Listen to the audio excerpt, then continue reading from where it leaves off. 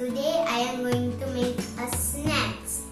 The name of the snacks is sweet poha. For making sweet poha, we need red poha. You can use white poha too. And this is red poha. This is grated coconut, and this is cardamom powder, and this is raisins, and this is roasted cashew nut, and this is jaggery. Now I will add this all things in this bowl full, but I will just not add this cardamom powder. I will add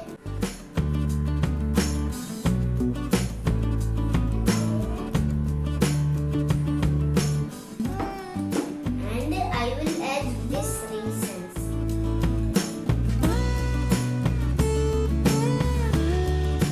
Now I will add this roasted